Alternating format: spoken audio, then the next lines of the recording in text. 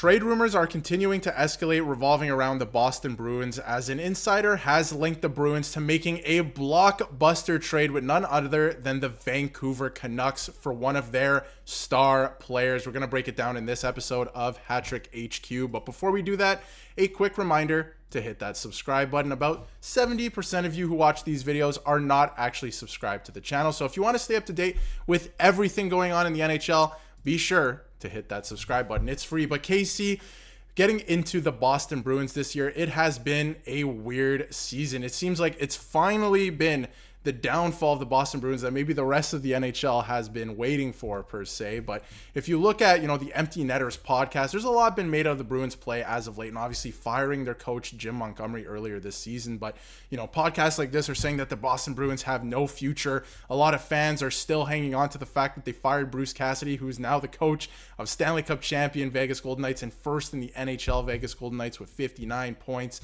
They're getting booed off the ice almost every game lately. They've lost 5 in a row, and fans are calling for Don Sweeney's head at this point, saying the team that you put on the ice this season simply was not good enough. It is not the coaching. So first of all, we can get into this, and then we're going to get into a trade rumor which could involve the Boston Bruins making an absolute blockbuster splash heading into the trade deadline here. And what do you think of the Boston Bruins play so far this season? Bruins fans, it's got to be tough this season. Right now, the team is third in the Atlantic, but it's such a tight race that if Boston drops 2 or 3 games, they could be 7th in this division, because the division leaderboards are so tight right now. And the big thing about Boston, what they're struggling with so far this year, is their goal scoring.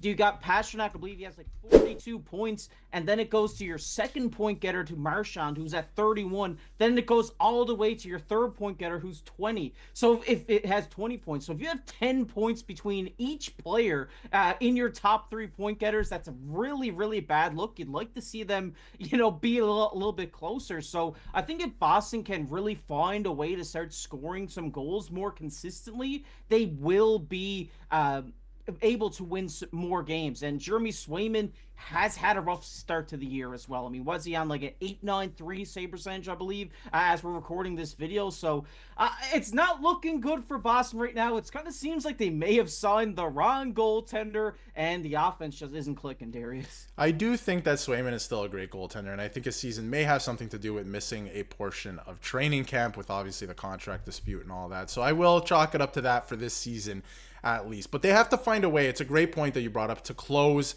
the gap, the scoring gap in their lineup, because their lines are not optimized whatsoever this season. And one way they can do that is making a blockbuster trade. And there's a lot been made out of the Vancouver Canucks and the situation going on over there with Elias Pettersson and obviously JT Miller, excuse me. But it looks like one of them could be on their way out of Vancouver, and there's a lot of speculation right now. Who's on their way out of Vancouver? Is it going to be Pettersson? Is it going to be Miller? Right? A lot of people are thinking that it could be Miller. There's reports coming out that Pettersson's maybe too soft, and the Canucks don't think that they can win with him, and their GM even called him out a little bit over there. So this is pretty interesting. This is from Marco, and he's saying that the Bruins have been in talks with the Vancouver Canucks regarding their 2 top centers, JT Miller and Elias Pettersson. Casey, I'll throw it to you. Who do you think would be the best fit? I think I know who would be the best fit on the Bruins, but out of these 2 players, who do you think the Bruins might go after? And we'll get into some logistics later as well, regarding contracts and the number and if the Bruins can even make it work. But who do you think the Bruins should go after?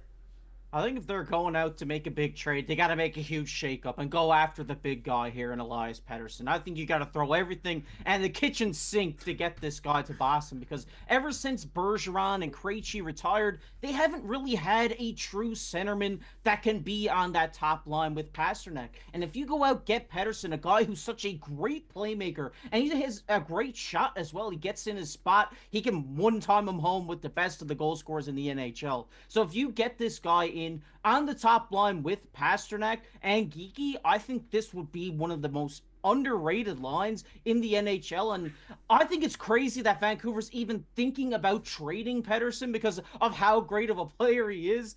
But I think if you're Boston and you want to go out and get your centerman for the future, Elias Pettersson is the guy. Yeah, I think if you're looking at both of these guys who you'd rather want, I think you want to go after the younger guy. I think you want Elias Pettersson, right? If you're the Vancouver Canucks, I think that's the wrong move. I think the right move, if you're the Vancouver Canucks, is to trade JT Miller. But if you take a look again at the lines, I mean, Lindholm with the Bruins is not, that contract is looking tough. He is not a first line center. That number, you could argue that he could be a second line center, but I do think that they need a first line center still to play with, obviously, like you mentioned, David Pastrnak, to get him going, because he has not been the same player, at least the player that we know him to be in the past, right? So I think that he could, there could be more there. But in terms of, some other reports and some other details about this, the Bruins are in talks right now with the Vancouver Canucks, just seeing if it can work out. And sources say that the Bruins want to get deeper and younger at center, not older. So obviously that would describe Elias Pettersson there. So I think that's very interesting to consider too.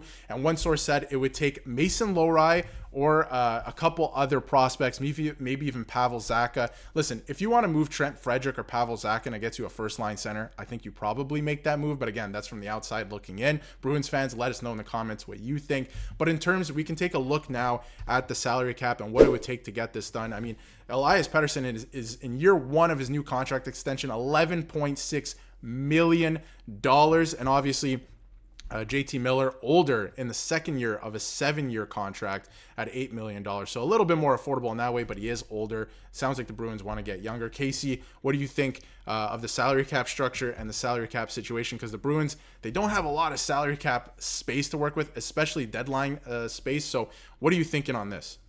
Yeah, Pettersson definitely was backing up the Brinks truck when he signed this new contract. And I mean, it's well deserved. He definitely deserves all this money. And I think it's definitely worth it for the Boston Bruins to move out some of these older, aging guys to the Vancouver Canucks, or some of these high-end prospects that they have. Because one thing that Boston doesn't really have is a future. They're really in the depths right now. If it all, went to hell in a handbasket tomorrow and Brad Marchand retired and Pastrnak wanted out, they are done. They're 5 years in a rebuild. That's what's happening. But if you go out, get Pettersson, who is a younger guy, just got this big long-term contract, and you can still go out and win with Marchand while he's still, in the league. He's, getting up there now, very close to retirement. So I think definitely taking on this $11.6 million contract seems like a lot. Yes, I know you're probably thinking, why are we taking this on? But when you look at the quality of player you're getting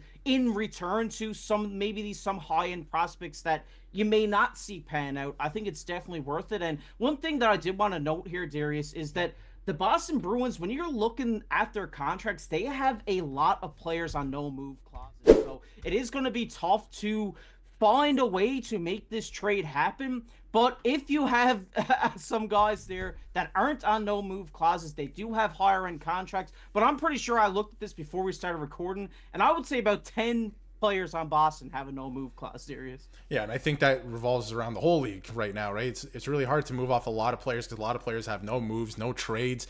But if you look at this team, if you're able to possibly, right, move off Pavel Zacha, let's say, Trent Frederick, who's another name that's been in trade rumors for the last month or so, and you can, that's a lot of salary going out. You're going to have to find some more salary. I wouldn't move off of Mason Lohrei if I was the Bruins. I think that's a great young player on the back end there. But, you have to find a way to get deeper at center. Yes, you're subtracting 2 guys at the center position, but if you can get Elias Pettersson, there's your number 1 center, and we know him to be able to be a number 1 center. And like I mentioned, they have some space, deadline cap space coming up here at $2.8 million, which is not bad. They could make this work if they wanted to. It would have to take a little bit of creativity, but again, I think it's very interesting, and it would solve a lot of problems. In terms of the Vancouver Canucks, they can't take on much salary either, so this would be a tough trade to make happen. You would probably have to get a third team involved, which we see a lot around the league now, right? If you want to make something happen, you can absolutely make it happen. There's going to be draft picks flying left and right, but I think it's a very interesting proposition. I think it's something that the Bruins should at least take a look at, because you brought up a great point. Brad Marchand is on his way to retirement here. He's not getting any younger. He's in his late 30s. If you make a trade like this, there is potential that you could be competitive if you find another maybe third line center option, a cheap third line center option, where you can be competitive for the last couple of years that you have Brad Marchand, assuming he re-signs in Boston.